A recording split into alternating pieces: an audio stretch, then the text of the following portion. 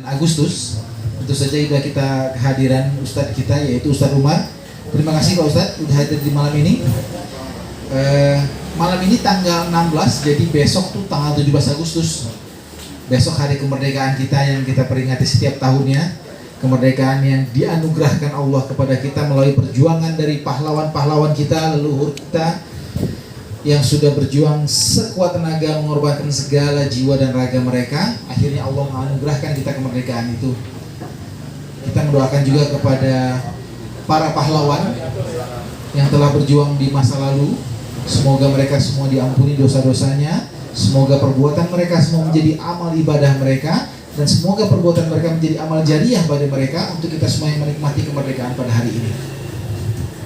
Baik Pak Ustadz, malam ini kita mau mengangkat tema apa Pak Ustadz? Yang makna kemerdekaan. Makna kemerdekaan kalau begitu. Baik, kami persilakan Pak Ustadz.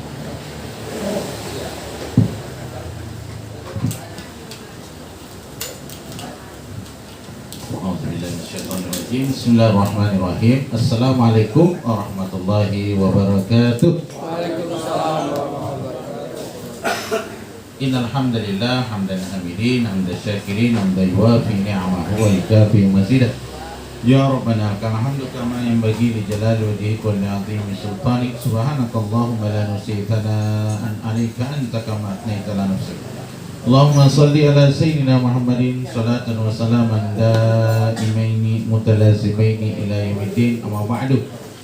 Qala Allah Ta'ala fi kitabil aziz fi suratil Ankabut al-ayat 69, wa na'udzu billahi minasyaitonir rajim. Walladzina jahadu fina lanahdiyannahum subulana. Nah, fil ayah sadaqallahu azim. Alhamdulillah, mari kita banyak bersyukur kepada Allah di pekan ketiga ini, malam Kamis, Rabu malam Kamis. Allah pertemukan kita kembali dalam kajian rutin dengan berbagai ustadz di setiap pekannya. Alhamdulillah dapat titipan di pekan ketiga ini untuk sama-sama belajar insyaallah. Dan hamba ini mengangkat tema selalu dalam ilmu tazkiyah atau ilmu tasawuf, yang dimana hamba ini insyaallah ingin menghubungkan makna kemerdekaan dalam konsep ilmu tazkiyah, dalam konsep yang dimana kita sebagai manusia bagaimana merasakan yang namanya kemerdekaan dalam nafsu. Karena kita ini banyak membahas merdeka tapi belum merdeka secara nafsu, gitu ya. Karena kita banyak diperbudak oleh perut kita, betul Bapak Ibu ya. Kita diperbudak oleh syahwat kita, sehingga kita terlena dengan dunia ini sehingga lupa akan akhirat. Nah, inilah yang hamba ini sampaikan, makna kemerdekaan sebagaimana ayat Allah Subhanahu wa taala. Allah menyebutkan di sini walladzina jahadu fina, orang-orang yang berjuang. Jadi kemerdekaan ini adalah perjuangan, di mana para pahlawan kita, tokoh nasional kita, tidak mungkin Indonesia itu bisa menjadi merdeka kalau tidak ada para ulamanya. Ternyata yang ditakuti para Belanda itu adalah tokoh-tokoh mursyid, tokoh-tokoh tarikoh. Itu ya. Jadi Imam Bonjol, Imam Diponegoro itu punya tarikoh, di mana ada kumpulan para murid yang sangat setia. Ini yang sangat ditakuti oleh Belanda. Maka pakaian nasional itu pakaian Imam Bonjol termasuk. Jadi kalau ada yang mengatakan pakaian nasional itu pakaian Arab ala Imam Bonjol, Imam Diponegoro, itu bukan pakaian nasional, berarti dia menyalahi aturan sejarah. Betul tak ya? Karena yang dipakai oleh ulama besar kita seperti itu. Mau menyalahi, mau mengingkari, tidak bisa diingkari Pak, sejarah. Betul ya? Jadi merdeka Indonesia itu peranan ulama begitu besar. Betul ya? Begitu dahsyat. Tapi ketika Indonesia merdeka, justru ulama dizolimi, seperti Buya Hamka dizolimi oleh Soekarno. Jadi akan diadili di akhirat nanti, akan di mana Pak Soekarno akan berhadapan dengan Buya Hamka. Itu ya. Dan itu tidak selesai di dunia Pak, di akhirat akan menyelesaikan. Itu Bapak Ibu. Maka ini gambaran pelajaran sejarah yang tidak bisa kita lupakan. Generasi kita ini ternyata pada kemarin waktu ke Jakarta, masuknya Islam ke Indonesia itu awal-awal di masa sahabat ternyata. Bukan abad 13 Pak, abad ke-7 bukan. Tapi yaitu di generasi awal ternyata. Bahkan ada yang mencatat bahwa Imam Ali sama saudaranya Ja'far bin Abi Thalib pernah bertandar, pernah berlabuh di Cirebon. Itu ya. Wallahu a'lam bishawab. Maka Muhammad Barus termasuk juga yang ada di lebih awal, ternyata Sumatera itu masuk Islam gitu Pak. Jadi jaraknya 500 tahun dengan Jawa itu beliau, dengan bukti-bukti yang disampaikan oleh Abu Syauqi, seorang ahli sejarah itu beliau. Wallahu a'lam bishawab. Jadi kita jadi terbengong gitu Pak ya, melihat yang ditutupi Belanda gitu Pak ya, sejarah-sejarah yang ditutupi oleh Belanda. Bahkan Gajah Ahmad itu namanya Ghazi Ahmad itu Pak ya, bukan yang kita biasa menyebutnya. Enggak, itu orang biasa Pak, itu utusan orang soleh ternyata Pak, panglima. Ghazi artinya orang yang berjuang itu Pak ya. Ahmad ya, nama kita Nabi kita Muhammad sallallahu alaihi wasallam. Kalau kita biasa dikatakan dengan Gajah Ahmad, Gajah Mada gitu ya. Wallahu a'lam bishawab. Nah, kita harus buka ini semuanya Pak, supaya kita tahu sejarah itu jangan kita dikelebuin oleh orang-orang yang tidak senang dengan agama Allah. Itu ya. Karena kita banyak dikerjain Bapak Ibu ya. Dia jadi kerjain. Titik sejarah itu banyak kita ditutup-tutupin itu Bapak Ibu ya. Nah, sekarang kita melihat di sini di mana kita sebagai hamba Allah, orang yang sejatinya merdeka itu adalah ketika sudah bisa mentarbiyah dirinya, mengatur dirinya, mendidik dirinya untuk bisa menjadi posisi taat kepada Allah. Contoh, waktu sholat Pak. Jangan sampai panjat pinang lupa sholat. Itu tidak baik. Boleh bergembira, silakan. Tapi waktu sholat apakah kita hentikan? Ini yang tambahan perlu sampaikan. Itu Pak ya. Silakan kita menikmati hiburan-hiburan, karena justru ada saya agak menggelitik Pak ya. Ada suatu pertandingan makan kerupuk, itu Pak ya. Makan kerupuk kan biasa ada pertandingan itu Pak ya. Ada anak-anak kecil Pak, anak TK Pak, disuruh makan kerupuk berdiri, nggak mau makan dia Pak. Kenapa? Ditanya kenapa nggak nak makan nak? Aku diajari di sekolah itu tidak boleh makan berdiri. Itu menyinggung bagaimana seorang pendidik lupa dengan ajarannya. Betul tidak Pak ya? Contoh anak kecil Pak, yang menggelitik kita Pak, yang ketika pertandingan lupa dengan akhlak. Itu tidak Pak ya? Silakan bertanding, tapi pertandingan yang hari ini kayak orang okong Pak. Betul tidak Pak ya? Yang kurang ini ya Allah adalah pakai nyedok-nyedok, pakai pampers lah Pak. Astagfirullah. Ada banyak tayangannya Pak ya, yang ya Allah ada juga agak memalukan gitu Pak. Astagfirullah. Susila dilanggar Bapak Ibu yang kau muliakan. Ini yang harus kita lihat. Ini bukan merdeka ini Pak. Itu Pak ya. Jadi merdeka itu adalah akhlaknya baik. Akhlaknya ini ketika waktu sholat itu Pak ya. Waktu ngaji itu tuh merdeka insya Allah. Karena dia akan teratur hidupnya. Ya bermain Pak. Silakan. Itu baik, kita ini manusia juga suka permainan. Itu ada Bapak Ibu ya. Tidak ada ya. Kita tidak boleh nahan dalam arti bentuk mubah boleh. Itu ya. Selama syariat tidak dilanggar. Itu apa ya. Jadi kita sebagai hamba Allah dalam membentuk kepribadian kita untuk membentuk bagaimana jiwa-jiwa kita ini bisa menjadi tenang, maka inilah perlu namanya tazkiyah, pensucian diri. Cara mensucikan diri itu dengan cara zahir dan batin. Zahirnya adalah kita berwudu, mandi biasa, mandi junub. Itu namanya syariatnya. Itu namanya mensucikan tubuh.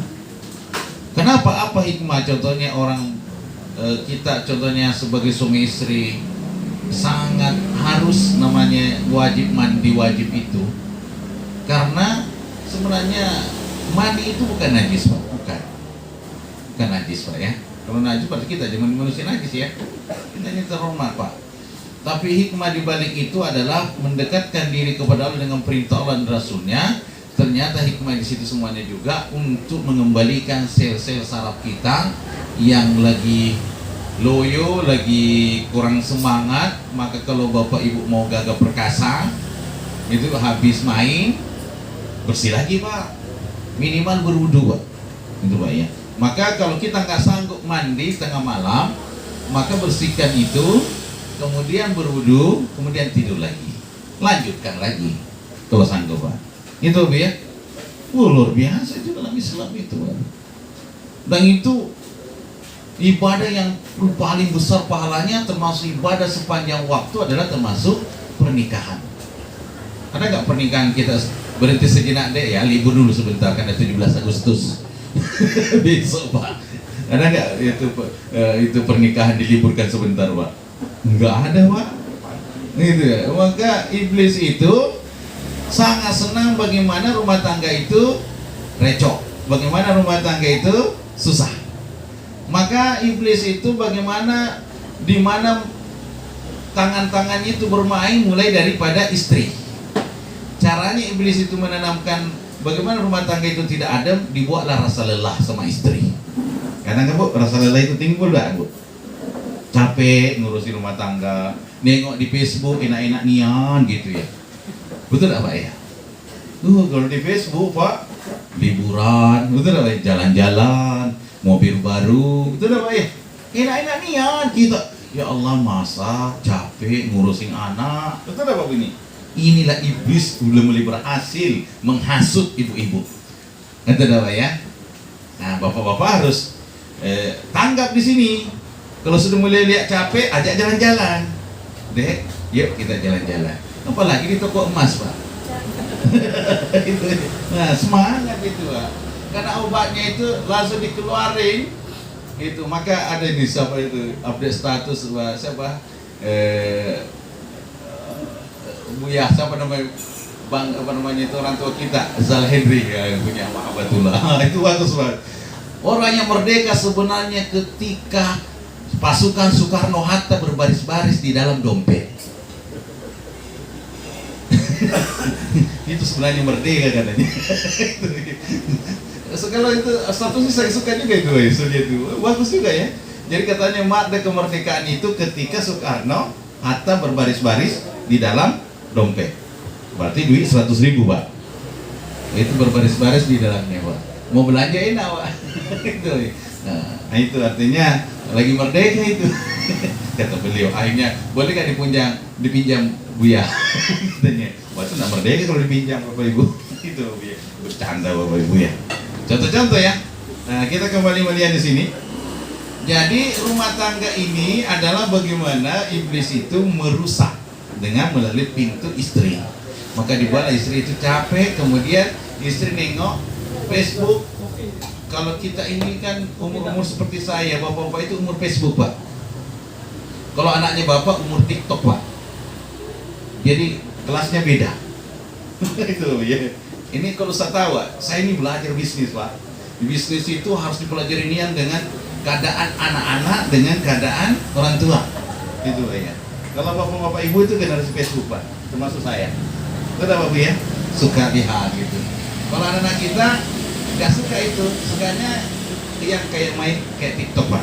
Maka ada TikTok jualan gitu ya. Dia senangnya di situ Pak, nyambung dia. Berdasarkan umurnya Pak. Itu lah Bu ya. Itu contoh-contoh. Masya Allah. Ini mari kita lihat diri kita Bapak Ibu. Jadi untuk supaya dalam rumah tangga kita, diri kita merdeka dalam sebenarnya adalah harus selalu online dengan Allah. Harus selalu dengan berhubungan dengan para guru-guru kita. Harus selalu ada pengajian supaya tertata rapi itu hidup. Itu ya. Jangan biarkan setan itu berkecamuk, karena yang selalu disalahkan setan padahal nggak salah. Itu ya, yang bermasalah diri kita sebenarnya. Karena setan itu bukan hanya itu yang makhluk halus itu. Karena manusia itu ada unsur setannya. Betul ya. Inilah yang harus dibentuk dan diperbaiki. Nafsu tidak bisa dihilangkan, tapi dididik. Maka nafsu yang sebaik-baik nafsu itu adalah dibungkus dengan ketaatan. Inilah tadi walladzina jahadu fina, orang-orang yang berjuang pada kami, yaitu di jalan Allah, maka dalam perjuangannya itulah nahdiyannahum, pasti akan beri kami petunjuk, akan kami berikan solusi, jalan keluar. Jadi Bapak Ibu jangan capek berjuang dalam mempertahankan rumah tangganya, berjuang dalam menuntut ilmu, berjuang dalam hal kebaikan, karena Allah akan berikan cara, Allah akan berikan jalan. Nggak usah pusing. Itu ya, Pak Haji luar biasa, sudah umur sudah oke Pak Haji ya, bonus banyak Pak Haji ya sama ibu aja gitu. Alhamdulillah masih bisa seperti ini. Itu kan Allah berikan jalan itu Pak Haji, karena semangatnya Pak Haji itu ngaji sama Bu Haji itu luar biasa. Maka Allah kasih jalan. Bagaimana supaya sampai di suatu tempat tujuannya, betul Pak Haji ya. Itu kalau kita nengok secara mata biasa ya kayak biasa aja Pak. Tapi kalau kita melihat secara spiritual, itu pemberian Allah begitu besar. Allah enggak ngasih pikun, lupa. Coba kalau Pak Haji dikasih lupa galau Pak, lupa satu dengan yang lain Pak Haji. Pas mau balik, enggak bawa istri pulang. Gitu Haji. Apa itu kejadian itu Haji? Tapi alhamdulillah masih ingat kan? Bu Haji kan masih ingat Pak Haji? Masih itu nikmat Pak Haji. Gitu Haji. Alhamdulillah masih diberikan kekuatan itu. Nah, maka Allah berikan jalan. Lanahdiyannahum subulan. Masya Allah. Jadi ternyata kita sebagai hamba Allah yang berjuang itu, para pahlawan kita dulu itu Allah kasih cara jalan. Indonesia itu dengan berbagai cara mau dibuat negara apa itu, negara apa itu Pak. Dan tidak pernah berhenti sampai saat ini dengan berbagai spekulasi musuh Allah. Itu dah ya. Dari sejak zaman dahulu kala Pak, kalau kita belajar sejarah kan, itu Indonesia ini selalu ingin dibengkokkan terus Pak, selalu ingin diarahkan ke arah yang tak benar, arah kiri terus Pak. Itu dah Pak ya. Bagaimana peristiwa kita lihat waktu Belanda, kemudian waktu zaman Soekarno, komunis, PKI dan seterusnya Pak ya, kemudian gaya baru lagi dan seterusnya. Ini banyak yang berbagai cara mereka ingin menyelesaikan Indonesia itu Pak. Tapi ketika Allah masih memberikan jalan kepada kita dengan orang-orang soleh, para ulamanya, insya Allah Allah akan berikan jalan. Itu ya, jangan takut. Kalau menurut otak kita sudah selesai Indonesia itu Pak. Itu ya, dari dulu Pak, bukan sekarang aja Pak, dari dulu. Maka siapa yang mau menyelamatkan Indonesia ini Pak? Kita Pak.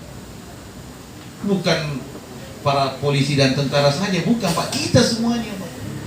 Semua yang merasa dirinya sebagai warga negara Indonesia, dan di dalamnya mayoritas kita sebagai muslim. Itu Pak, itulah yang akan menyelamatkan Indonesia. Itu Pak. Amal ini mengajak Bapak dalam ilmu, dalam intian persatuan itu. Karena persatuan itu wa'tasimu bihablillahi jami'an wala tafarraqu, ayatnya sudah jelas dalam surat Al-Imran. Berpegang teguhlah pada tali agama Allah, jangan bercerai-berai Pak. Betul ya? Jadi persatuan itu perintah Allah sebenarnya. Betul Pak ya? Bukan hanya perintah waktu hanya zaman Indonesia para tokoh nasional kita Pak. Mereka kan belajar dari Al-Quran. Betul ya? Wala tafarraqu, jangan bercerai-berai. Jadi dengan seperti itu kita ada kaitannya dengan Allah, dan kita mengkonsepkan dengan bentuk saf yang dimana Allah sambungkan hati kita masing-masing. Itu Pak ya. Maka turunlah rahmat Allah. Maka siapa yang menyambung safnya, maka Allah akan turunkan rahmatnya. Kan dalam Sahih Bukhari seperti itu Pak. Apa ini berusaha menghubungkan satu dengan yang lain. Wa'tasimu bihablillahi jami'an wa la tafarraqu. Nah itu ya. Itulah ayatnya yang sangat jelas. Sekarang kita coba urai satu-satu Pak ayat ini. Karena hamba ini kalau melihat ini walaupun sudah hafal Pak, tapi saya lebih nyaman kalau nengok Pak ya. Dalam surat Al-Imran ini di halaman 63. Kalau dalam apa namanya itu Al-Quran ala cetakan Madinah Pak ya.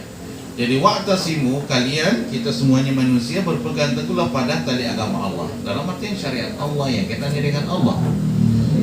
Wala tafarraqu, jangan bercerai-berai. Wadhkuru ni'matallahi alaikum. Kalian ingatlah pemberian nikmat Allah kepada kalian, atas kalian. Nikmat banyak Pak ya. Nikmat dunia, nikmat agama, nikmat akhirat.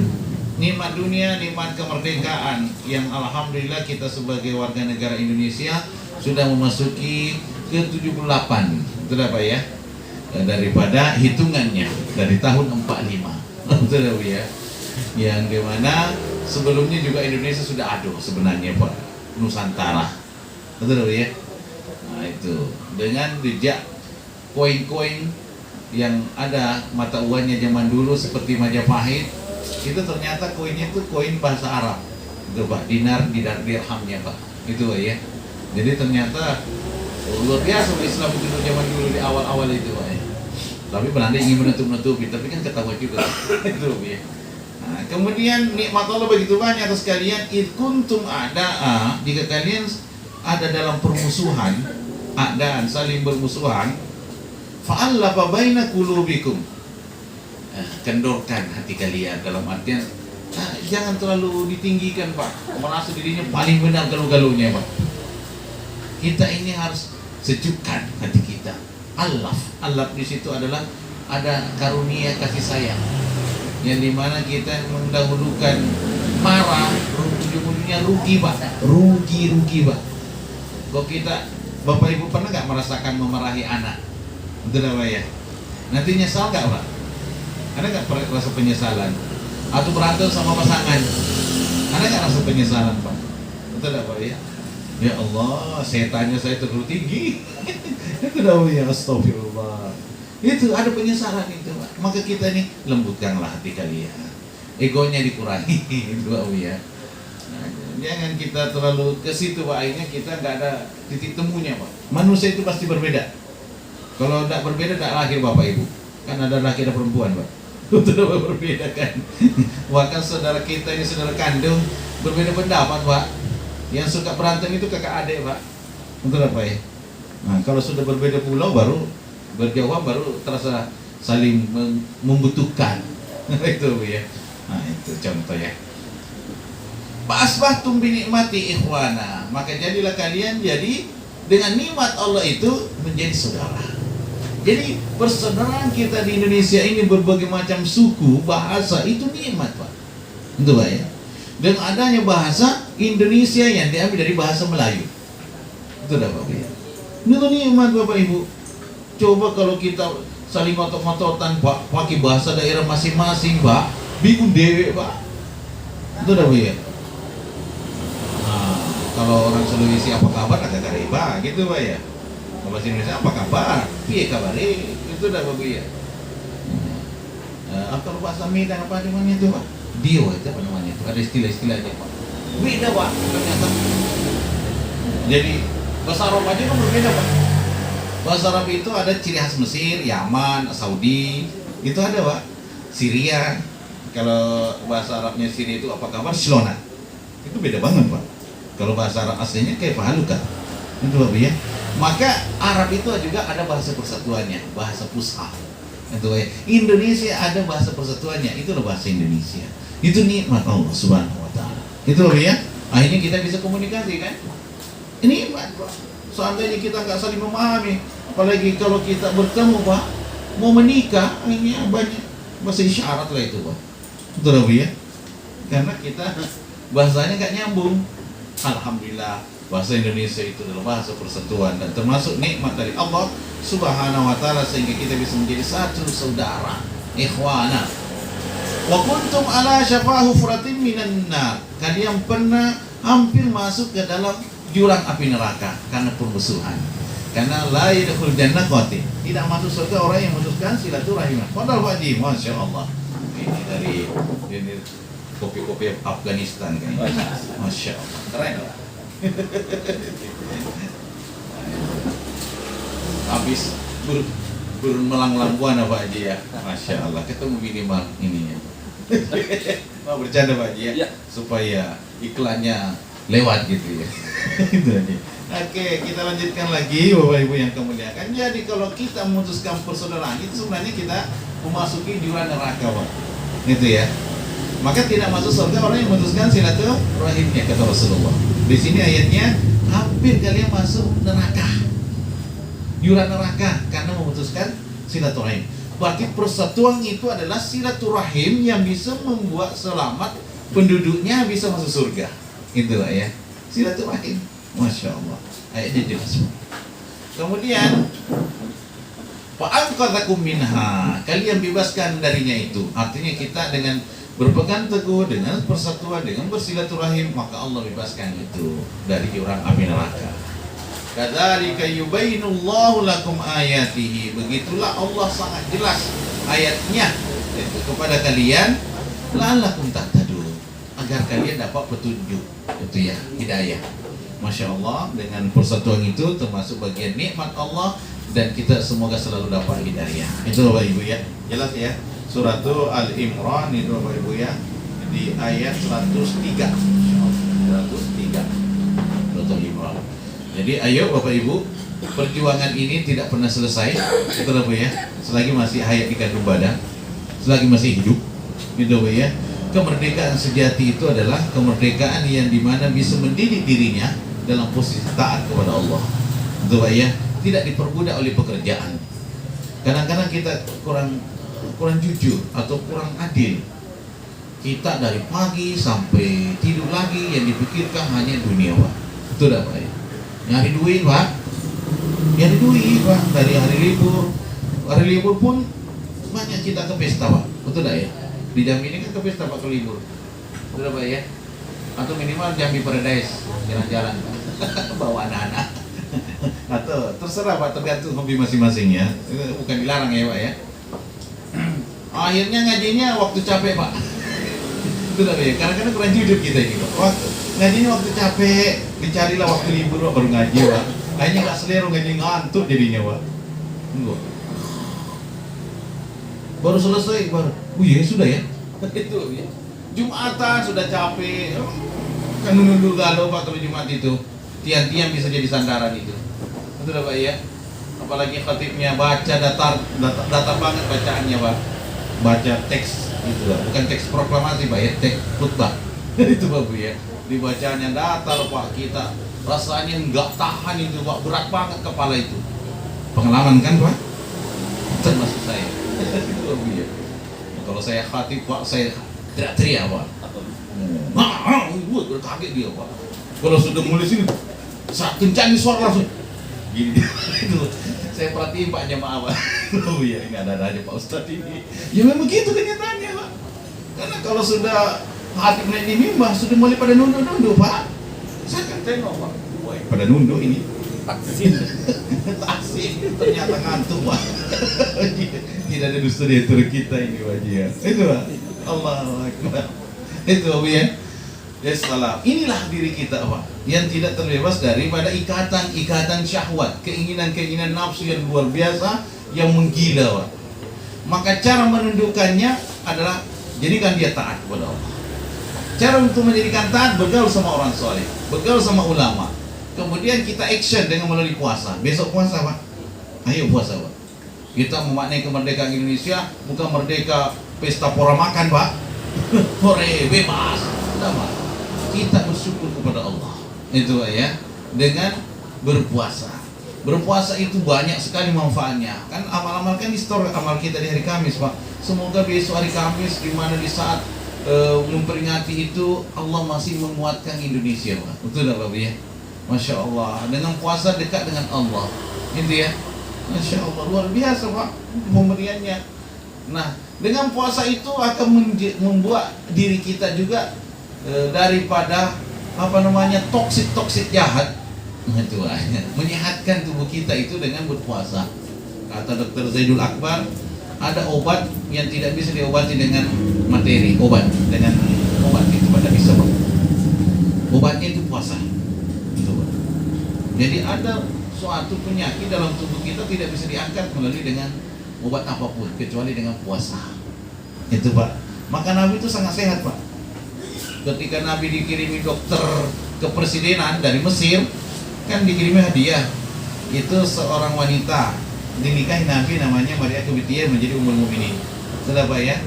Kemudian 2 dokter dari Mesir. Tapi dokternya ini gak pernah praktek sama Nabi. Karena Nabi sehat terus Pak. Akhirnya capek deh Pak, gak pernah buka praktek Pak, dokter kepresidenan Pak. Balik ke Mesir lagi Pak, minta izin. Nah, itu Pak.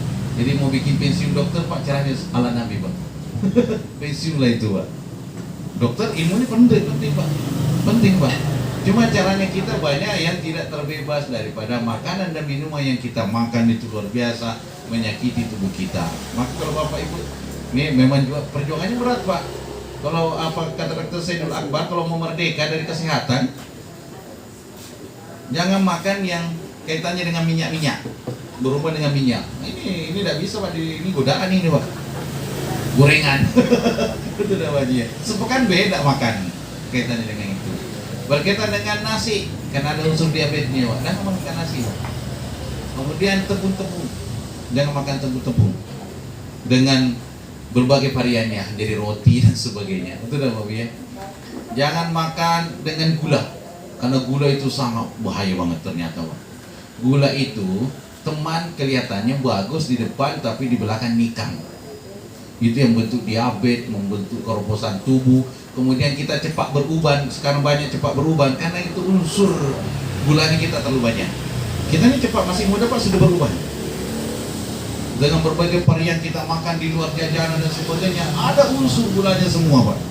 Betul Pak ya? Maka cepatlah berubah kita galuh-galuhnya Pak. Yang bikin keropos gigi dan semuanya, itu juga termasuk gula Pak. Masya Allah. Ngeri banget Pak. Tapi bisa gak menghindar Pak? Wah, itu tekad itu yang kencang itu Pak. Kalau menghindari itu Pak ya. Maka Bapak Ibu imbangi dengan makan yang pahit, sambiloto Pak. Sambiloto itu mantap Pak itu. Pahit nggak Pak itu sambiloto? Pahit Pak. Gitu ya. Broto wali Pak, yang kayak akar yang berduri-duri itu. Bapak kadang-kadang minum itu Pak, supaya nyamuk tidak senang sama Bapak. Jadi ada teman saya Pak, nyamuk takut sama dia. Biasanya kita ini nyamuk itu senang Pak kalau kita, apalagi manis darahnya Pak. Senang banget nyamuk itu Pak. Kalau Bapak tidak mau disenangi nyamuk, minumlah yang pahit banyak. Ini kayak macam broto wali sama sambiloto, nyamuk tidak mau mendekat Pak. Wes tak pahit. Ya memang pahit Pak, saya bilang manis Pak. Tapi obat Pak. Betul Ibu yang kemudian luar biasa Pak. Masya Allah. Untuk mengobati uban, solusinya Bapak Ibu rendam itu apa namanya itu Pak? Ketumbar. Bapak tahu kenapa ketumbar Pak? Itu bumbu dapur Pak. Bapak rendam mungkin semalaman atau beberapa menit itu Pak. Biarkan diamkan dulu itu. Saya lihat Pak, saya beli online Pak, ada sekarang itu gelas herbal. Saya beli Pak. Jadi saya lihat di Dr. Saidul Akbar. Jadi gelas herbal itu 2 gelas Pak. Ini gelas kaca, ada kacanya lagi di dalamnya Pak. Iya, itu dimasukin herbal di situ, jadi pas diangkat dia sudah terpisah, airnya tinggal diminum. Itu Pak ya. Boleh disaring sebenarnya bisa Pak, tapi memudahkan. Rempah-rempah yang beliau sering anjurkan itu termasuk ketumbar, jahe, lengkuas, serai, itu Pak ya. Nah itu nampak bumbu dapur galung Pak. Sudah Bu ya. Menyehatkan tubuh ternyata, daun salam, tuh Bu ya. Oh, itu yang diminum Pak. Maka luar biasa. Masya Allah. Ini contoh-contoh Pak ya. Kita ini kan mau merdeka ini dari penyakit gitu ya. Bapak Ibu Ustaz, semua orang ada penyakit, ya betul. Semua orang Islam itu semuanya dapat pahala Pak. Sehat pahala, sakit juga berpahala Pak. Betul Pak ya. Kalau sehat bersyukur, taat pahala Pak. Sakit, sabar, berpahala Pak. Sekarang mau milih yang mana Pak? Mau menyakiti dirinya kan? Atau menyihatkan dirinya Pak? Pilihan. Itu Pak Bu ya. Masya Allah. Ini Pak Bu ya. Masya Allah, ini ternyata juga kita harus melihat di sini Pak. Di konsep spiritual. Ketika Allah menitipkan ilmu-ilmu yang contohnya orang dokter kah atau herbalis kah? Kalau saya kan dikata herbalisnya tidak juga, saya belajar Pak. Itu Bu ya. Saya belajar tentang kesehatan Pak. Belajar dengan orang-orang yang hebat. Jadi kalau mau hebat Pak, belajar sama orang yang hebat. Jadi hebat itu. Kalau nggak minimal percikan-percikan itu. Betul Bapak Ibu ya. Masya Allah. Nah, Bapak Ibu yang kamu muliakan, saya Pak tahu itu mengenangani asam urat. Saya biasa resepkan orang cepat sembuh Pak. Sekalinya saya Pak kena, resepnya saya banyakin, nggak mempan Pak. Saya belajar spiritual ini gimana ini? Wahai Umar, jangan merasa sotoy. Sok tahu, resepnya sudah jelas, kamu sudah tahu begini-gini, kamu dicoba sama Allah, ini kamu resepin, dan belum tentu sehat itu Pak. Maka saya belajar di sini. Masya Allah, Allah maha luar biasa. Ketika Allah menitipkan ilmu sedikit kepada kita, jangan disombongkan, jangan merasa pintar. Itu Pak ya, jangan merasa tahu Pak. Tapi ikatkan dengan Allah, rendah hati dengan Allah, tawadulah. Itu Pak. Karena kami pernah ketemu Pak, jamaah sendiri dokter Pak. Beliau meninggal di sini Pak. Tapi tidak usah saya sebut namanya, pasti Bapak kenal. Itu Pak ya. Beliau spesialis pencernaan, gitu. Spesialis pencernaan. Tapi dicoba sama Allah tumor pencernaan stadium 4 sampai meninggal wafat beliau. Gitu Pak, ada itu. Saya sampai dipanggil Pak Ustaz, tolong dikuatkan. Ya saya mengatakan namanya juga saudara Pak, itu tidak Bapak. Dan saya belajar di situ Pak. Bukan menjelekkan beliau, bukan. Ketika Allah menitipkan sesuatu ilmu yang dimana bisa mendatangkan duit besar, itu Pak ya, spesialis, subspesialis Pak. Tapi Allah uji dengan ilmunya itu, itu Pak ya. Nah itu. Jadi saya juga seperti itu Pak. Semenjak saya menyadari itu, alhamdulillah samuraknya jarang datang lagi Pak. Kadang lo datang Pak. Itu Pak. Ternyata harus di konsep tubuh kita itu rendah hati Pak. Jangan merasa sok tahu, gampang. Saya tahu resepnya gini-gini, caranya Al-Quran ini. Sembuh Pak cepat. Itu Pak. Jadi kalau orang asam urat yang saya resepkan biasanya itu makan kates tiap hari. Apa tas? Kates Pak, pepaya, Pak Haji. Itu obat hebat itu Pak Haji. Menetralisir juga darah kita Pak Haji. Karena kates itu kan ada pahit-pahitnya Pak Haji. Perlu makan itu batu-batunya yang biji-biji itu Pak Haji. Ya bulat-bulat. Lewatkan itu obat diabetes itu Pak Haji. Dengan bijinya. Pak Dahlan Iskan itu makan dengan bijinya itu. Tapi kalau nggak suka cerna, masukin beras. Itu Haji. Saya tiap hari makan kates Pak Haji. Saya usahakan itu. Dengan biji-biji. Kanan-kanan Pak Haji. Tapi saya sekarang udah tahan makan bijinya itu Pak Haji. Pahit Pak Haji. Tapi kalau mau makan ya lewatkan aja Pak Haji. Jangan dikunyah-kunyah Pak Haji. Boleh dikunyah, mantul itu rasanya Pak Haji. Tapi saya resepnya itu Pak Haji. Karena kates itu akan melancarkan BAB. Itu Haji. Ketika BAB lancar, semua penyakit akan lancar, akan sehat badan kita Pak. Itu Pak Haji. Tidak usah beli di apotek Pak Haji yang beli melancarkan BAB itu, tuh tembak sana tembak sini Pak Haji, lancar sebentar, mampet lagi Pak. Itu Pak. Pakai yang lami Pak. Itu Pak Haji ya. Kates banyak dijual di mana-mana. Kalau perlu nanam penuhi rumahnya pohon kates Pak Haji. Betul Pak Haji. Sampai jadi juragan kates. Kecerdas itu Pak Haji. Itu yang saya makan itu Pak Haji. Mandi ketika sebelum sholat subuh itu saya biasakan. Walaupun kadang-kadang kalau memang ada kesibukan karena nggak bisa Pak Haji, tapi saya usahakan itu memang mayoritas selalu mandi sebelum sholat subuh. Itu Pak Haji ya. Karena panas dalam itu hilang. Apa yang menyebabkan BAB tidak lancar? Karena panas dalam itu tidak seimbang. Hanya kita terlambat mandi, maka panas dalam timbul Pak Haji. Maka ketika panas dalam, bau mulut kita juga nggak bagus, BAB nggak lancar. Itu Pak Haji, itu harus pelajari banget itu Pak Haji. Sederhana loh Pak Haji. Kemudian minum madu Pak. Nah itu penting. Sari korma. Kalau perlu tuh korma dipadukan dengan semangka. Itu sempurna itu Pak. Energinya itu luar biasa. Saya mau ketemu teman, tidak pernah makan nasi Pak. Sampai berhari-hari, mau sebulan tidak makan nasi Pak. Saya ringan badannya, sehat, luar biasa, segar bugar Pak. Saya ajak makan-makannya, tidak mau dia Pak. Itu Masya Allah. Ini antum Syekh luar biasa, bisa nahan itu. Saya belum bisa lulus ini. Itu Pak ya. Beliau lulus Pak, tidak makan nasi Pak. Itu Pak ya. Dahsyat. Kalau itu Bapak nasi padang lah Pak, kalau itu nanti kalau seperti itu semua kan gitu. Tipe hidup nggak bos, hidup sehat banget gitu. Itu ya, ada orang seperti itu. Kalau kata tidak ada Pak, itu jarang. Gitu ya. Nah, jadi saya itu resepnya kates, minum madu itu ya Pak ya. Makan yang berserak-serak itu Pak banyak. Kemudian kalau lagi sakit kan kadang kita ada persediaan bermasalah Pak. Sekali-kali minum mengkudu Pak. Mengkudu itu obat galau. Kalau Bapak lagi stres minum mengkudu Pak. Tapi jangan diminum terus Pak, nanti tidur terus Pak. Karena sifatnya mengkudu itu mengademkan. Jadi kalau lagi ada emosi tidak stabil Pak, makanlah mengkudu Pak. Mengkudu itu dahsyat Pak. Betul. Kan banyak di Indonesia mengkudu Pak. Titipan Allah Pak Haji. Kalau susah tidur dan mengkudu obat rokok, mengkudu juga obat rokok Pak. Kalau ada yang suka merokok, makalah mengkudu sering Pak. Nanti jiwa merokoknya itu kurang Pak. Nanti tidak mau itu Pak. Jadi ternyata resep anti merokok minum mengkudu Pak. Ustaz tahu Pak, ini kami pelajari Pak. Itu Pak. Nah itu. Kan ada yang suka merokok Pak. Itu Paknya mengkudu Pak.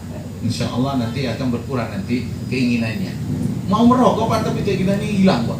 Kalau orang sudah gak keinginan kan tak mau Pak. Kenapa orang kuat merokok? Kan keinginan kencang Pak.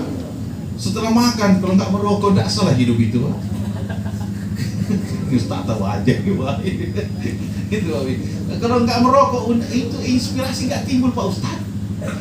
Itu dah Pak ya. Itu kata merokok Pak. Nah, kita kembali melihat di sini sebelum kita bertanya jawab Pak Ibu. Jadi dengan jiwa kita ini, jiwa-jiwa tenang ini yang bisa diatur, maka dengan kemerdekaan sejati itu, ketika kita memposisikan tubuh kita dengan posisi yang benar, gitu Pak ya. Dengan cara yang benar bagaimana? Sesuai dengan konsep Allah. Irama tubuh kita ini, ritme tubuh kita ini ada ritme taat. Itu waktu salat kita salat, waktu ngaji kita ngaji, waktu bangun tidur, waktu tidur. Bahkan kita menurut juga dokter, dan itu juga konsep Nabi sebenarnya. Tidur itu jangan melewati jam 11. Kalau normalnya sebelum jam 10, bahkan setelah Isya tidur Pak. Atau jam 10 Pak. Paling itu Pak. Kalau paling maksimal setengah 11. Itu paling maksimal. Jangan melewati sampai jam 1 Pak. Karena ternyata antara jam 11 sampai jam 1 itu liver lagi bekerja Pak. Ketika kita belum tidur, liver kita akan melemah dan tidak berfungsi dengan normal. Maka banyak orang bisa kena penyakit liver Pak. Penyakit sangat berat juga itu liver itu Pak. Mematikan. Maka jangan biasakan begadang Pak ya. Karena Roma Irama sudah melarang. Begadang jangan begadang. Kan ada Pak itu. Betul dah Pak ya. Bagus juga dia itu. Begadang itu merusak Pak. Maka kalau begadang itu cara mempercepat tua Pak. Ada istilah Pak, bermuka tua Pak. Itu ya. Atau Rambo Pak. Ada itu Rambo, itu rampak remaja bentuk orang tua. Masih remaja tapi sudah orang tua Pak. Karena sesenya sudah ketuaan, karena suka begadang dia. Itu mempercepat tua itu begadang Pak. Maka dilarang begadang Pak. BAB tidak lancar. Liver itu sangat luar biasa, itu bekerja ketika jam 11 sampai jam 1. Itu Pak. Maka kita dianjurkan tidur, jangan sampai ada kesibukan lagi. Jangan sibuk main HP terus Pak. Nengok, nonton, tidak pernah berhenti Pak. Lewat aja Pak. Bapak mau menghancurkan dirinya Bapak sendiri, tidak usah tidur jam 11 sampai jam 1 Pak. Kacau lah hidup Bapak ini. Itu Pak ya. Livernya kena itu Pak. Itu Pak ya. Konsep Nabi kan tidur cepat, bangun cepat. Itu tidak Pak ya. Sehat Pak. Cuma kita banyak melanggar Pak. Itu Pak ya. Dengan berbagai alasan kesibukan. Ustaz tahu Pak Ustaz, kami belajar Pak. Belajar dengan konsep Nabi, belajar dengan berbagai orang-orang hebat, baik dokter ataupun hebat Pak. Dengan konsepnya kembali kepada konsep Rasulullah Sallallahu Alaihi Wasallam. Jadi Bapak Ibu yang muliakan, dengan pemberian Allah begitu dahsyat kepada kita, dengan alam yang begitu besar di Indonesia, dengan keadaan kita luar biasa di Indonesia, kita itu nikmatnya banyak banget Pak. Tinggal bagaimana rasa syukur itu. Rasa syukur itu dibentuk adalah dengan belajar, dengan bertemu dengan orang soleh, dengan kita melihat diri kita. Maka dalam ilmu tazkiyah itu ada man arafa nafsahu wa qad arafa rabbah. Sampai yang mengenali dirinya, maka dia mengenali Tuhannya. Dalam artian konsep bahwa kita mengenali diri kita sebagai seorang hamba Allah, bahwa kita ini diciptakan oleh Allah Subhanahu wa taala, dan tujuan penciptaan kita adalah wa ma khalaqtul jinna wal insa illa liya'budun. Tidak diciptakan jin dan manusia kecuali beribadah. Dan ketika ibadah dalam artian ada hablum minallah, ada hablum minan nas, ada kaitannya di sini bahwa beribadah di sini adalah dengan melihat tubuh kita dalam keadaan sehat walafiat, dengan kita terbebas daripada syahwat keinginan-keinginan kita yang berlebihan, sehingga kita bisa menata hidup kita ini maka akan terjadilah ketenangan dalam jiwa. Maka itulah yang dipanggil oleh Allah, ya ayyatuhan nafsul mutmainnah, irji'i ila rabbiki radiyatan mardiyah. Wahai jiwa-jiwa yang tenang, kembalilah kepada Tuhan dalam keadaan diridhoi. Bagaimana kita mau diridhoi sedangkan kita diperbudak oleh syahwat nafsu kita? Kita sendiri melanggar aturan-aturan Allah. Tubuh kita ini sendiri kita zolimi sendiri. Karena keadilan itu sebenarnya keadilan terhadap diri sendiri, keadilan terhadap orang. Itu Pak ya. Kita banyak menzolimi diri kita dengan tidak tidur pada waktunya. Kita tidak makan pada waktunya dan memasukkan benda-benda di dalam tubuh kita, benda-benda yang merusak. Maka itu sebenarnya menzolimi diri sendiri. Betul Bapak Ibu ya. Maka ketika kita dalam posisi dalam bentuk bahasa agamanya adalah konsep halal, gitu ya. Konsep halal masuk ke tubuh kita benda yang halal, thayyib, halal, maka kita menjadi kuat tubuh kita untuk beribadah. Maka ketika dalam keadaan sehat kita beribadah, maka kehusyuan akan bisa timbul. Betul tak Pak ya? Kalau Bapak lagi asam urat Pak, susah khusyuknya Pak.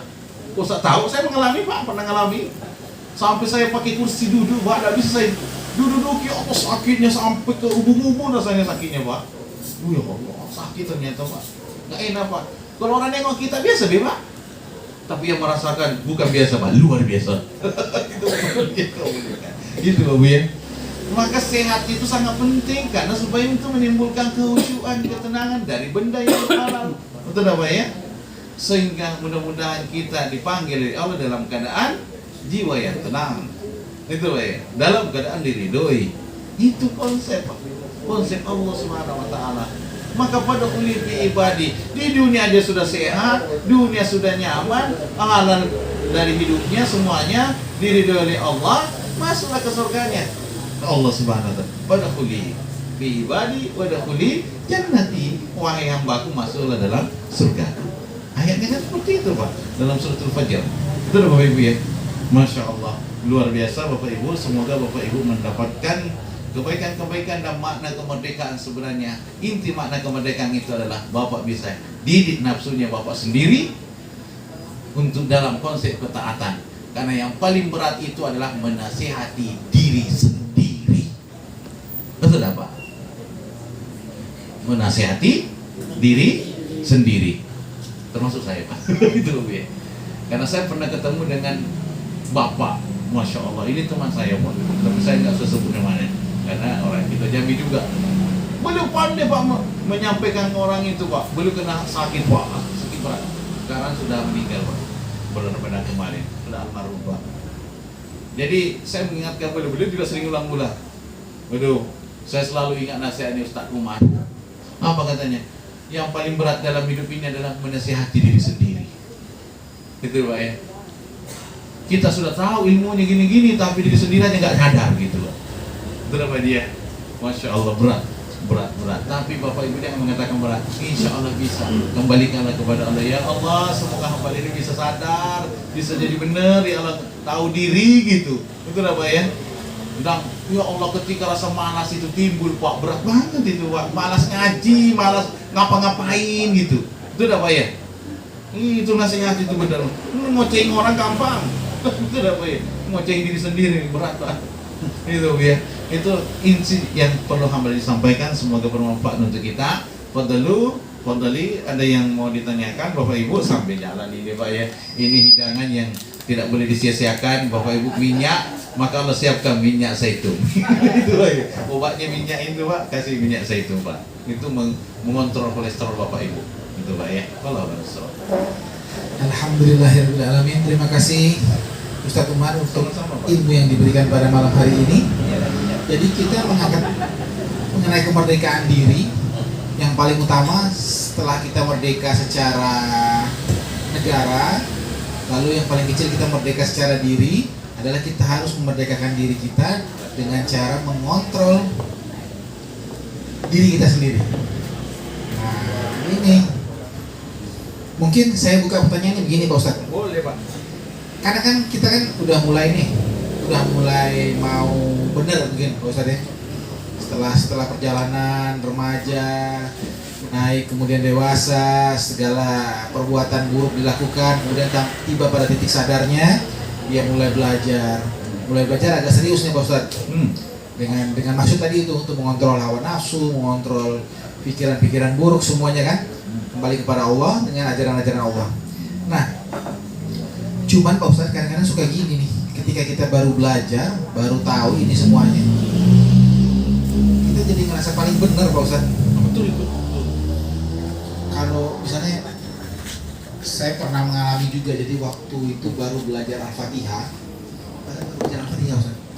Al-Fatihah sebenarnya seperti apa pengucapannya ini semuanya. Dan ketika itu saya baru ini malu banget sebenarnya. Tapi saya ceritakan, mungkin kayaknya ada juga yang merasa seperti saya gitu. Jadi ketika sholat berjamaah di suatu masjid, itu yang imam kadarullah mungkin memang pengucapannya tidak benar, nggak pas pengucapan Al-Fatihahnya, ada salah-salah ini, salah-salah itu semua. Dalam hati saya Ustadz, itu luar biasa. Waduh, ada ini kok kayak gini sih jadi imam sih, bikin malu aja nih. Aduh, ini semua gimana nih semuanya ini? Udah merasa paling benar aja, sambil gerek-gerek lagi pas lagi sholat misalnya. Jadi si imam itu nggak beres kan. Setelah itu ada timbul, aduh, jadi kayak gini yang bilangnya. Nah itu bagaimana tuh Ustaz? Apakah itu memang bagian dari proses kita pembelajaran ini, atau kan memang harusnya tidak boleh seperti itu Ustaz? Silakan Ustaz.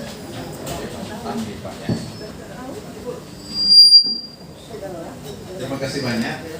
Nah itu kenyataan bukan pribadi Bapak aja ya, tapi semuanya bisa kena. Ternyata apa yang dipelajari, apa ada konsep, ada ulama yang menyampaikan begini, saya lupa namanya Pak ya, bahwa ilmu itu ada 3 tahap. Tahap pertama sudah tahu dikit kan, tapi merasa sombong, gitu. Itu baru dasar. Itu merasa ketika berbeda dengan dia, wah kacau itu. Nah itu yang tadi dirasakan. Bahkan kita baru rajin sholat ke masjid, dilihat yang sebelah itu, wah ini penduduk neraka apa ini? Itu, betul Pak dia. Nengok kita yang rajin sholat, yang tetangga kita nggak sholat, itu kita bisa memandang remeh tetangga itu. Ini baru tahap dasar. Tahap tengah, nah sudah belajar, sudah merasakan bertahapan proses, sudah mulai kenal itu. Nah, yang antara-antara sudah. Kadang ada timbul sombong, kadang enggak. Itu ya. Kadang merasa, oh iya, kadang enggak juga. Karena dia sudah merasa, ya Allah ternyata nih, seperti ini ternyata saya belajar, ya Allah perasaan enggak ada apa-apa. Tapi semakin lama belajar, semakin tahu banyak, merasa tambah bodoh Pak. Kalau pertama pintar banget rasanya. Kedua, biasa-biasa, sedang Pak. Kadang ini, kadang tidak. Timbul dia.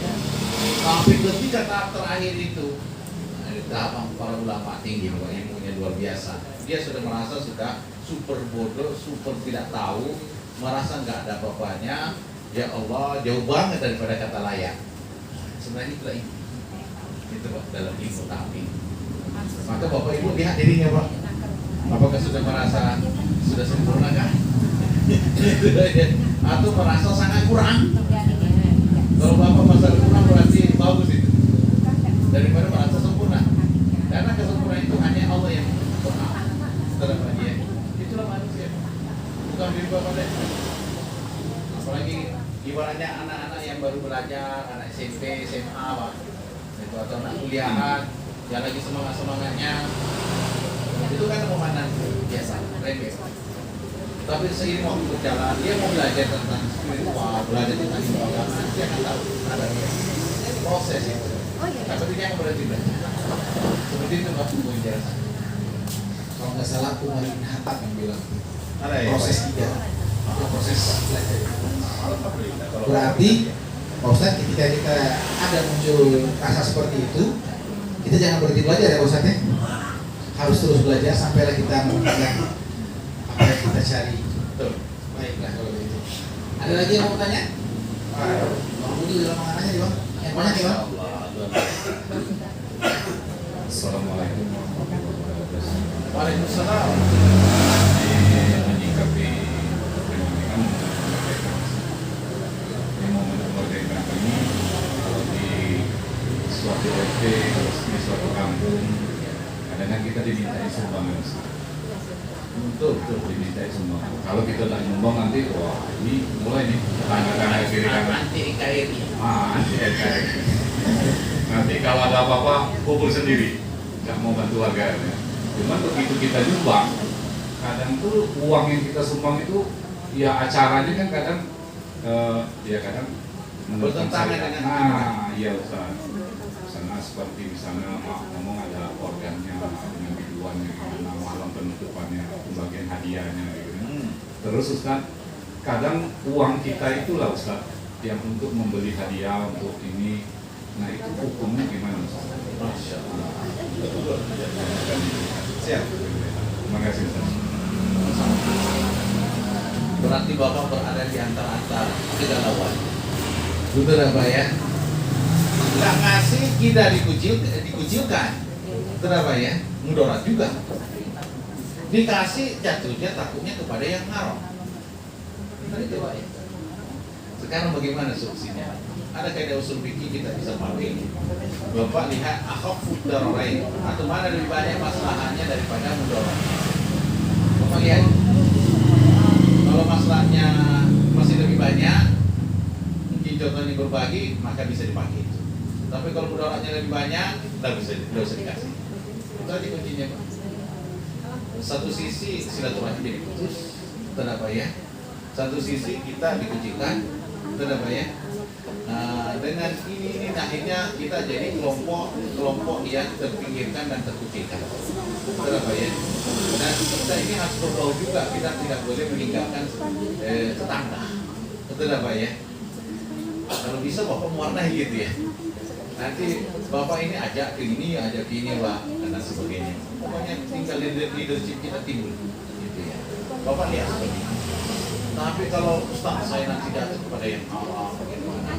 Saya niatnya untuk ya Allah saya memberi ini bukan niat untuk macam-macam. Dialah setelah lepas duit saya ini tanggung jawab dia dan yang siapa ya.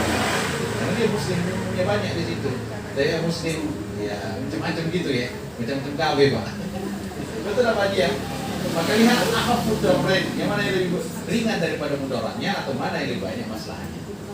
Insya Allah Bapak bisa timbang di sini. Betul Pak ya. Tapi kalau sudah jelas di sini masih agak Pak, kan bukan masih agak Pak, tapi ada juga campur aduk kayak gitu di situ Pak. Betul Pak ya. Maka lihat Bapak dia harus menengok di sini. Maka memutuskan Bapak sendiri nengok kanan. Betul Pak ya. Baik, alhamdulillah. Tapi sudah tenang ya, yang nyumbang ya. Jangan takut itu bertanggung jawab kalau sudah nyumbang. Bertanggung jawab panitianya ya. Kita harus lepas gitu. Baik, ada yang mau bertanya? Yang di belakang nih? Pak Oji mana ya Bang? Ya Bang lah. Oh, sudah ya Bang ya? Sudah ya? Oke, siap. Nanti kembali ke Pak. Baik. Ada? Wajah. Pak Ibi? Pak Firdaus? Ada sekarang. Silakan Pak Haji. Masya Allah. Semangat anak muda kelihatan Pak Haji. Assalamualaikum warahmatullahi Waalaikumsalam.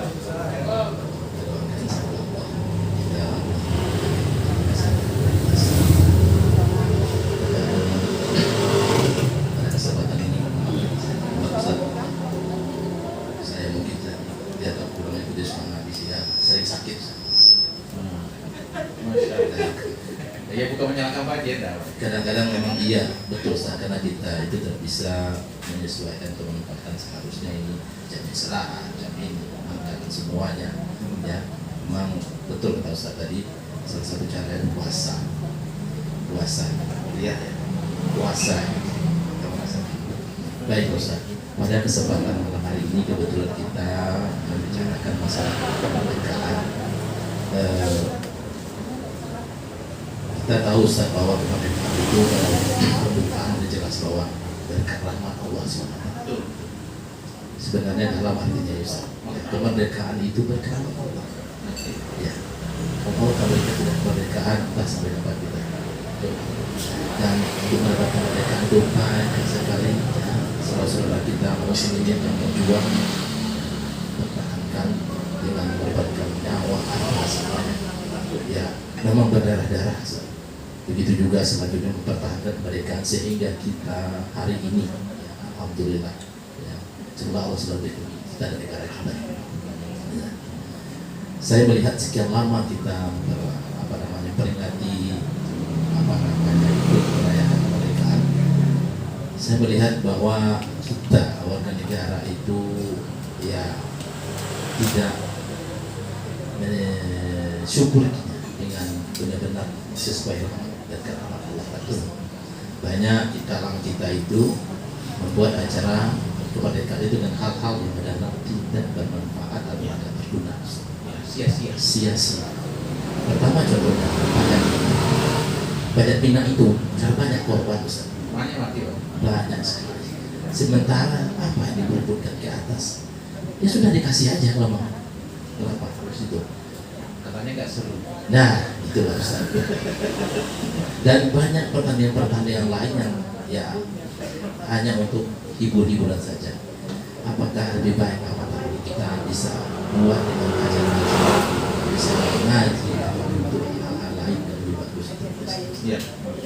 Nah, oleh karena itu kadang-kadang kembali ke diri kita juga. Ya, kenapa negara kita begini? Mungkin kitanya juga yang tidak mensyukuri dan bentuk yang dituntut oleh Allah Subhanahu wa taala. Demikian Ustaz, kadang-kadang itu ya hanya berupa doanya saja. Perhatian. Demikian Ustaz. Assalamualaikum warahmatullahi wabarakatuh. Waalaikumsalam warahmatullahi wabarakatuh. Jadi semacam tanggapan tapi menanggapi tanggapan. Ya sebenarnya Indonesia ini butuh hiburan bahasanya. Betul apa ya? Tapi hiburan yang betul-betul bermanfaat. Bukan hiburan nafsu yang menandakan Allah. Yang pada umumnya kita mengisi kemerdekaan, katanya kemerdekaan, tapi justru ada bisa menzolimi, bisa menghina diri sendiri, bisa membawa malapetaka, itu dapat dia. Nah sekarang kita melihat di sini memang kita harus kerjasama satu dengan yang lain, membuat suatu konsep yang menyenangkan, tapi ada ketaatan di dalamnya. Kalau sekarang mungkin konsep pengajian ala begini mungkin banyak tidak menarik. Kenapa? Yang tahu yang orang-orang tertentu wajib mengaji. Itu dapat dia. Bisa saja mungkin tokoh-tokoh nasional kita atau tokoh itu membuat suatu acara perkumpulan yang kalau dulu itu kan nonton zaman dulu kayak sandiwara layar tancap gitu ya zaman dulu ya, ngumpul di lapangan itu luar biasa. Apakah sekarang bisa dikemas? Contohnya membuat suatu program yang ada cocok dengan anak muda, cocok dengan orang tua, tapi di situ dalamnya berisi sejarah perjuangan. Betul apa dia? Dengan pada visualitasnya, ada nampak, ada gini, tapi menarik. Anak-anak juga mau. Ini itu tokoh besar ini. Betul apa dia? Karena keinginan orang kan macam-macam Pak. Maka harus dibaca semua ini oleh orang psikolog. Betul apa dia? Kalau pemerintah berikan wadah, kan orang Indonesia banyak pintar Pak. Dengan diisi, dengan tembusan, dengan ini, FT, dengan varian-varian bahkan dikasih hadiah umroh. Betul apa dia? Saya rasa itu menarik. Betul apa ya? Siapa yang ini, memenangkan ini, ada dengan pedoman ini, dengan kriteria permainan, tapi ada konsep perjuangan, ada konsep sejarah, ada konsep ini, dan bisa tahu, maka di dalam ini kita berikan bisa ada prize-nya, ada hadiah tertentu. Saya rasa kalau seperti itu tadi cara kemas itu, saya rasa menarik. Tapi itu untuk melakukan itu kita butuh tokoh-tokoh yang bisa melakukan. Betul apa dia? Saya rasa sudah waktunya Pak ini begitu ya. Jangan hanya tiap tahun pajak Pinang, tiap tahun makan kerupuk. Betul apa dia? Kerupuk dari zaman zaman dulu begitu lah. Tarik tambangnya ditarik, tapi tambang emas itu ditarik terus ke luar negeri. Betul dia. Kita menikmati tambangnya Pak dia. Tambang ditarik, tapi tarik tambangnya di tambang emas, tambang perak diambil. Ya kan gitu ya. Orang Indonesia pandai mengkritik Pak Ji, tapi kita butuh solusi yang bisa menjalankan ini. Dibaca dengan keadaan. Insya Allah kalau bisa dikemas Pak Ji, saya rasa menarik. Saya pun tertarik kalau dia bisa menghormati Pak Ji. Mungkin itu sebagai wacana Pak Ji ya, yang bisa dilakukan dengan melalui Pak Haji kita, melalui tokoh kita atau orang tua kita yang punya mengemas gitu Pak ya. Contoh Pak, warung makan warung makan itu ada standarnya Pak, ada tipenya, standar orang tua, standar kaki-kaki kan, standar orang tua, ada standar anak-anak, standar anak muda. Itu Pak dia makannya beda-beda Pak. Kalau bisa makan semua, kalau anak-anak nggak nyambung, perlu dikasih makanan ada tempoyak, tempe, tahu, apa namanya, itu nggak cocok Pak dia, nggak menarik ya, nggak seru. Tapi ketika divariankan dengan ini, dengan kayak konsep kayak apa namanya Pak, sosis tapi isinya adalah sehat dan sebagainya, menarik bagi anak. Itu ada Pak ya, itu contoh-contoh Pak. Kalau Allah bisa Pak, kami melakukan pembelajaran seperti itu yang diajar oleh orang-orang hebat. Untuk tokoh nasional kita saya lihat seperti itu. Itu Pak Haji. Baik, mudah-mudahan. Oke, kita tanya terakhir. Ada yang mau tanya lagi? Iya. Ibu-ibu ada? Karena nanti Pak Haji nanti sebetulnya kelihatannya Pak Haji itu saya memberikan suatu pencerahan. Gitu aja. Baik, ini malam ini panas mau jadi untuk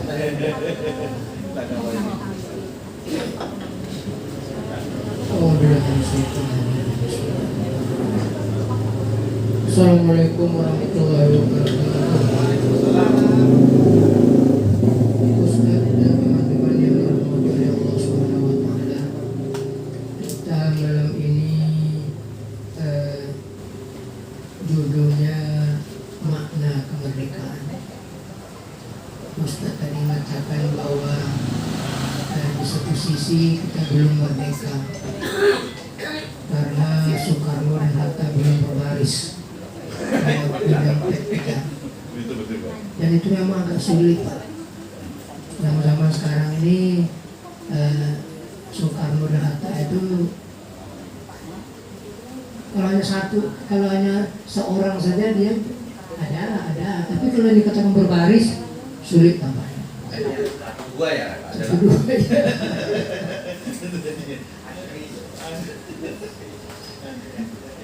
Tapi ada juga sebagian warga kita ini yang sudah merdeka. Di samping merdekanya sendiri juga bisa ditinjau dari berbagai segi. Dalam bahasa beribadah kita merdeka, Pak. Ada yang menghalangi. Ya. Tapi mungkin kalau diukur dari yang tadi kita belum merdeka.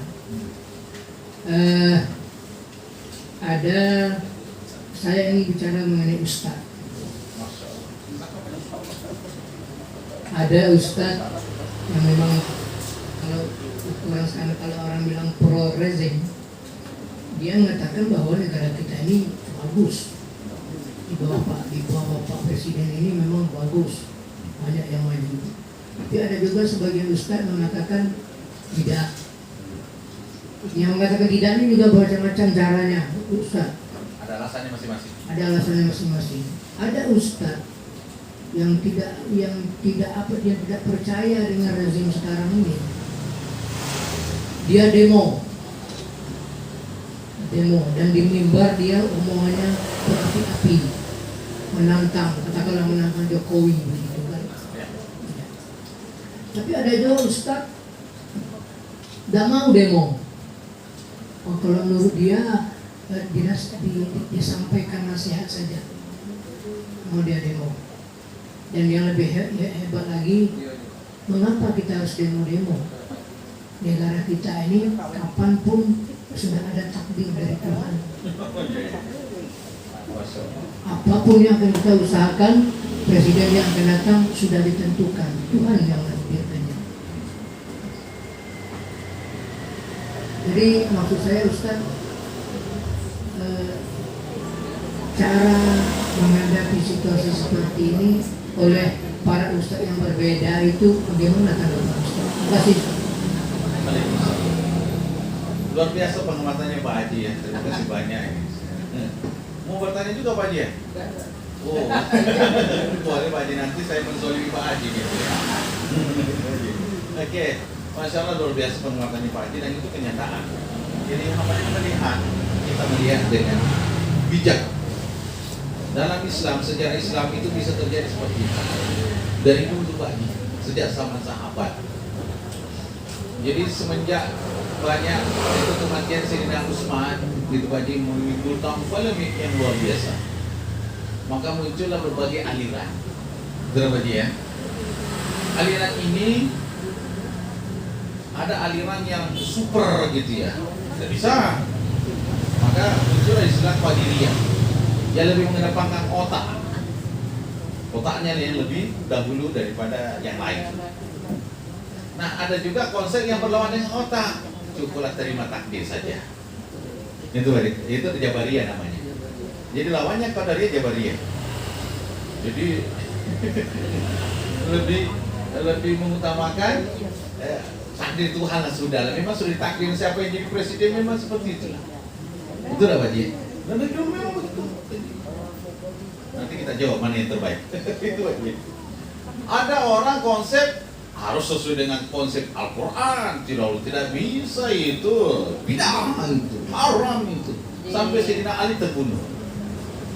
Itu karena siapa yang tidak berhukum dengan Al-Quran berarti orang kafir. Itu tidak. Dan ternyata yang bunuh Sayyidina Ali itu adalah orang Khawarij. Khawarij itu aliran ekstrim, Pak, yang menganggap dirinya paling benar, yang lain salah kalau lagi. Itu aja ya. Nah itu terjadi, Pak. Sehingga gampang mengkafirkan orang. Kalau tidak sesuai dengan pendapatnya, sikat, bunuh, Pak. Ngeri banget sampai Sayyidina Ali pun disalah-salahin. Padahal Sayyidina Ali dijamin masuk surga tidak. Jamin, Pak. Tapi begitulah konsep yang luar biasa mereka terima, yang picik bahasanya. Tapi itu terjadi, Pak. Akhirnya ada lagi muncul golongan yang membela Sayyidina Ali, namanya Syiah. Pembela Ali, Sayyidina Ali namanya Syiah. Tapi Syiah ini nyeleneh, Pak. Nyeleneh, Pak. Syiah ini bahkan hukumannya 5, Pak, bukan 6. Dan membenci Sayyidina Abu Bakar, Sayyidina Umar, dan tidak mengaku sebagai Ahlul Bait. Padahal Ahlul Bait itu diakui hanya dari garis keturunan Sayyidina Husain yang ada istrinya dari Persia. Itu. Dan Syiah ini aneh, ajaib juga, Pak, itu ya. Dengan ada yang dibolehkan itu di Mekah, kontra senang sama dengan persinahan yang diisi dengan syariat. Itu dah baik. Masya Allah. Dan sampai sekarang itu juga seperti itu, Pak. Pengakuan yang diakui hanya itu, Pak. Yang sahabat yang lain tidak dianggap. Seperti Sayyidina Abu Bakar. Nah itu juga bermasalah, Pak. Akhirnya konsep Ahlussunnah wal Jamaah dimunculkan, Pak. Akar tidak boleh ditinggalkan, tapi wahyu juga harus dikedepankan. Itu, Pak. Maka ada istilah Asy'ariyah Maturidiyah. Itulah konsep yang bijak, yang ala-ala ilmu Muhammadiyah. Gitu. Karena Muhammadiyah itu tidak menghilangkan istilah pemikiran, pasti ada juga. Betul, Pak ya? Tapi tidak meninggalkan juga konsep wahyu. Betul, Pak ya? Sama dengan ini. Maka konsepnya itu dengan ala mazhab Syafi'i, Hambali, Hanafi, Maliki itu tidak keluar daripada itu. Kalau secara tarekat, ya mungkin secara Naqsyabandi, Qadiriyah, dalam bahasa Abdul Qadir Jailani dan sebagainya, secara sufi ya, secara zikir, supaya dia terikat. Itu tidak melenceng. Nah, dengan ustaz-ustaz dengan berbagai aliran yang kita lihat tadi, itu mirip-mirip itu, Pak Ji, yang lebih mengedepankan otak, lebih mengedepankan mungkin dengan secara takdir, sudahlah memang begitulah, betul, Pak Ji ya. Tapi kalau bagi hamba posisi ini, saya tengok dulu keadaan. Saya dalam konsep sekarang kekuasaan saya mengatakan tidak semua, tidak mengatakan salah semua, dakwah. Ada unsur kebaikan, ada juga tidak. Itu, Pak ya. Yang baik jangan dibela, maksudnya yang rusak jangan ikut-ikutan. Betul, Pak Ji ya. Tapi kalau ada kebaikannya, kenapa kita nolak? Betul, Pak Ji ya. Tetaplah kita berjalan, yang pengintinya masih bisa tahan tak kepada Allah, masih nyaman gak kita beribadah, masih bisa nyari gak kita duit, Pak. Itu kan konsepnya, Pak. Namun kita kan butuh yang lebih proses, Pak. Jadi alat Turki itu saya itu bagus banget, saya belajarnya sama Pak Erdogan. Kalau Pak Erdogan mau memperhitungkan langsung mengedepankan Turki Utsmani, Pak, tiba-tiba habis, Pak. Tapi dia masuk dulu dengan cara alat Turki modern. Itu apa dia? Dengan bagaimana rakyat itu didakwahi, proses dia. Sehingga rakyat lebih banyak sadar Sehingga konsep-konsep ini kan di sana kan merajalela Pak. Sekuler merajalela. Tuh Mustafa bin Alta tuh pengikutnya besar banget Pak. Untuk langsung melibas itu tidak mungkin Pak. Nah Indonesia itu kurang lebih sama. Perlu kita tokoh yang lebih ciamik, lebih cerdas. Islam tetap ada kuat pokok tapi tidak terlalu mengatakan ini. Betul ya? Tapi kita punya konsep. Nah itu yang ditakut sebenarnya musuh Allah ini. Nah itu aja. Maka Erdogan itu sengaja mau dijatuhkan kan kemarin itu kan pimplang juga siapa menang gitu kan sampai 2 putaran kan gitu. Alhamdulillah masih Allah sayang masih bisa menang Pak Erdogan. Berapa dia? Tapi tidak meninggalkan ajaran-ajaran yang ini tapi kalau yang kurang baik nggak diambil itu Pak. Betul Pak Haji? Sampai ke museum masjid itu yang dulunya jadi museum jadi tempat berjamaah tempat sholat kan? Ayo sholat dia kan? Luar biasa itu Haji. Bukan main-main itu warisan dunia itu yang diprotes oleh orang-orang sekuler itu. Betul Pak Haji? Ini kalau untuk sementara saya pakai ala-ala kayak gitu, saya cocok itu. Betul Pak Haji? Harus kita betul-betul menempatkan. Maka ada konsep secara akal, kekuatan akal. Tapi ada konsep wahyu yang tidak boleh ditinggalkan kuotanya, yaitu ruhnya sebenarnya Pak Haji. Itu untuk menjalankan karena rakyat kita ini banyak yang belum nyambung Pak. Betul Pak Haji? Yang sampai pengamatan dokter spesialis itu psikolog melihat oh kita ini kan di Jawa apalagi di Jawa kelamaan dijajah Pak Haji. Betul Pak Haji? Belum merdeka secara itu semuanya Pak Haji. Maka masih diserang serangan pajak lewat Pak Haji. Betul Pak Haji? Kasih itu yang Soekarno itu bisa lewat berbaris, tidak berbaris itu walaupun tidak berbaris berubah dia Pak Haji. Betul Pak Haji? Inilah yang harus memang dakwah penting. Dakwah itu sangat penting Pak Haji. Jangan ekstrim Pak Haji, jangan juga. Tapi kita juga prinsip Pak Haji. Lemah lembut tapi jangan, tapi tegas. Betul Pak Haji ya? Saya bukan berdakwah Pak ya, saya bukan ini. Kalau saya Al-Anis itu mirip-mirip dengan Pak gitu Pak Haji. Dia tidak mengedepankan langsung kelihatannya Islamnya. Betul Pak Haji ya? Tapi dia punya tujuan, saya lihat. Dia punya konsep yang jelas. Orang pintar itu Pak Anies itu saya lihat. Pintar Pak. Bukan saya pendukungnya dia atau gimana Pak. Saya melihat dengan sepak terjang beliau di Jakarta. Gitu Pak Haji. Cerdas menata dia. Pelan-pelan dia. Tapi ada juga sikat Pak Haji. Tapi lembut. Itu yang kita inginkan. Betul Pak Haji ya? Kalau terlalu ekstrim, Pak Haji kan kita berantem kita. Itu lewat itu Pak Haji. Betul Pak Haji ya? Itu yang saya lihat konsep-konsep yang ditawarkan yang saya lihat ini bukan saya bukan Bapak boleh melihat realitas saya apakah saya tercatat di pantai Pak Haji saya nggak tercatat tapi kalau saya melihat ada kebaikan saya itu Pak Haji. Ya, kita ada satu pilihan Pak Haji. Betul Pak Haji? Pasti kita memilih itu mana ini? Nah, itu konsepnya Pak Haji. Wallah besok. Itu jawaban saya Pak Haji. Mudah-mudahan bisa dipahami. Seperti Pak Haji mau nanya itu atau banyak. Baik. Satu kesempatan lagi apa yang saya mau bertanya? Sepertinya sudah pada cukup kayaknya malam ini ya. Baik kalau begitu Ustaz, Masya Allah. Kita tutup kajian kita malam ini dengan doa untuk keselamatan kita bangsa dan negara ini, keselamatan kita semua di sini, keselamatan umat muslim dan saudara-saudara kita semua. Amin.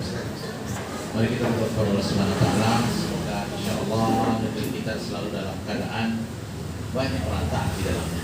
Amin ya rabbal alamin. Banyak orang yang berdoa, banyak orang saleh dan terpilihlah orang saleh insyaallah. Amin ya rabbal alamin. Alhamdulillah. Syukurillah. Allahumma shalli ala sayyidina Muhammadin salatan wa salaman daimain mutalazimin ila yaumil nastaghfiruka wa natubu ilaik anta ghafurur rahim ighfir lana yarhamna ya Allah ya Karim ya Rahman ya Rahim ya Allah. Hamba ini kami sangat bersyukur kepada Engkau ya Allah. Semoga kami selalu memberikan rasa syukur kami dengan tangan kepada Engkau ya Allah. Ya Allah, berikanlah petunjuk hidayah-Mu kepada saudara-saudara kami warga negara Indonesia, terkhusus muslim ya Allah. Yang bukan muslim semoga juga bisa diberikan hidayah Islam ya Allah. Ya Allah ya Karim, kami adalah hamba-Mu yang lemah, Yang memberikan kekuatan adalah Engkau ya Allah. La haula wala quwata illa billah. Ya Allah yang Karim, kami minta kepada Engkau ya Allah. Berikanlah kami persatuan yang kokoh, persatuan yang kuat ya Allah. Yang awalnya hampir masuk ke jurang neraka-Mu, tapi Engkau selamatkan masuk ke surga ya Allah. Ya Allah ya Karim, jadikanlah anak keturunan kami anak keturunan yang soleh dan soleh ya Allah. Pasangan-pasangan yang taat kepada Engkau ya Allah. Ya Allah, begitu juga kami ya Allah, tentu tidak melupakan untuk bisa berziarah ke Baitullah, Baitul Atiq ya Allah, imma umrah ataupun haji ya Allah. Karena itu bagian spiritual kami untuk mengecas, karena umrah dan haji itu sebagai membuang namanya kemiskinan, menghilangkan kemiskinan. Maka itu adalah perjuangan ya Allah yang selalu dalam hidup ini ketika masih hayat di kandung badan. Ya Allah, perjuangan tidak pernah berhenti ya Allah, selagi kami masih ada di muka bumi ini ya Allah. Kemerdekaan yang sejati semoga kami dapatkan ketika nafsu kami bisa terdidik dengan ketaatan ya Allah. Ya Allah ya Karim, di tempat ini tempatnya Pak Adi ya Allah, saya berbaik. Semoga selalu dalam karunia keamanan, keberkahan, kebaikan di dalamnya ya Allah. Banyak yang mengambil manfaat di dalamnya ya Allah, dan menjadi orang-orang yang bermanfaat ya Allah, berpahala di dalamnya ya Allah.